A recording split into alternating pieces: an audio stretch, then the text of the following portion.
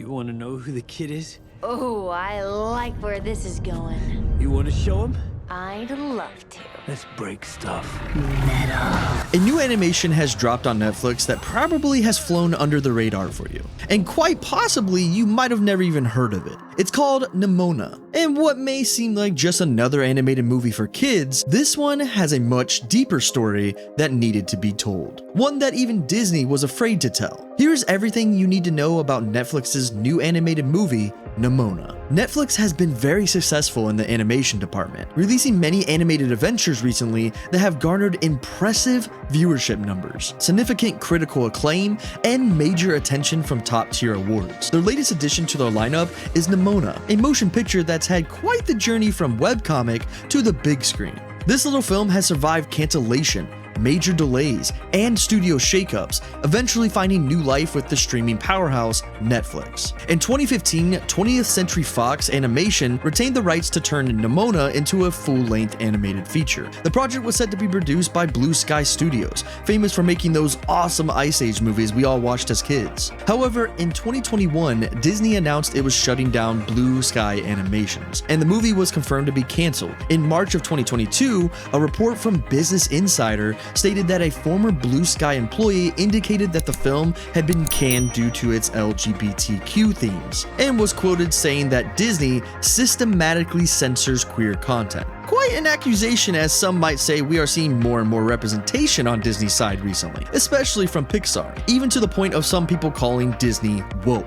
But through all these ups and downs, Nimona ended up being made and released on Netflix on June 30th, 2023. And you most likely didn't even know about it. From a talented cast to an action-packed story, this is one film animation fans shouldn't sleep on. N.D. Stevenson's comic inspired the narrative, while the screenplay was written by Robert L. Bard, whose credits include Big Hero 6 and Monsters University for all you Disney fans. The film stars Chloe Grace Moretz as the title character, while Riz Ahmed plays the knight that needs her help. With her, I think that finding Nimona was also a lot closer to home, and I really, was able to kind of let all my little weird things come out and kind of go for it. And Nick and Troy really supported that, and it's a rare occurrence you can kind of be that raw and go kind of that far with things. Yeah. Ambrose's Golden Loin is voiced by Eugene Lee Yang, but what's the story, you may be asking?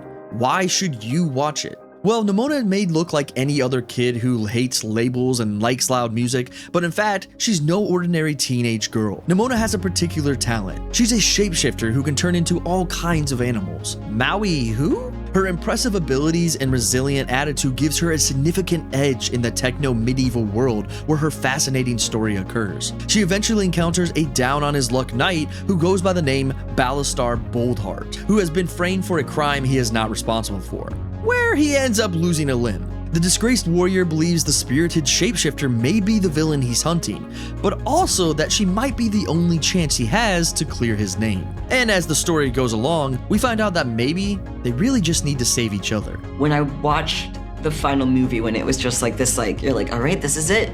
This is really it. It's done. And I was just blown away. And I've been there for the whole process. Nothing in it is just like a surprise. But in that moment, I was just like, this is a really good movie. And I think I sent them an email that's just all caps saying exactly that. This is a really good movie. Seriously, on an animation level, this movie was beautiful. The art style was unique, and the colors really stand out in a lot of the scenes. The film's aesthetic mixes the medieval and the futuristic, mirroring the comics' mix of magic and science. A blend of 2D and 3D makes computer rendering look hand-drawn, much like this summer's Spider-Man Across the Spider-Verse. And we're starting to see this animation a lot more, which I am super excited about. Being able to allow animators to break from the norm that Pixar and Disney has set really adds a different flavor to the film world that we have been missing for years. And don't get me wrong, because I'm a massive Disney and Pixar fan, but the story is what sold me for this movie. As the story continues, it becomes more emotional and deeper than I was expecting, even bringing me to tears at one point. The narrative pushes forward at a great speed while making sure you feel connected to every character involved. You feel what they feel and empathize with what's happening on screen, which is what every good story should do.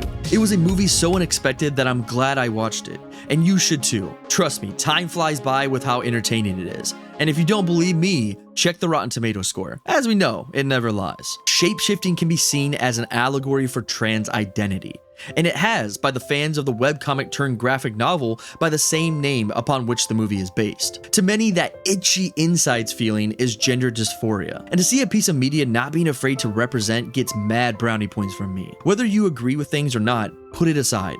At the end of the day, this movie is something worth grabbing popcorn and enjoying the next hour and a half. This is a project that hopefully there's a lot of kids out there that can get their hands on it and be able to see it, and a lot of adults that need to see it as well. You know, it's a story about self-acceptance. It's a story about acceptance of others around you, and it's a story for anyone that's ever felt other than, anyone that's ever felt ostracized or made to feel, you know, villainized for being exactly who they are.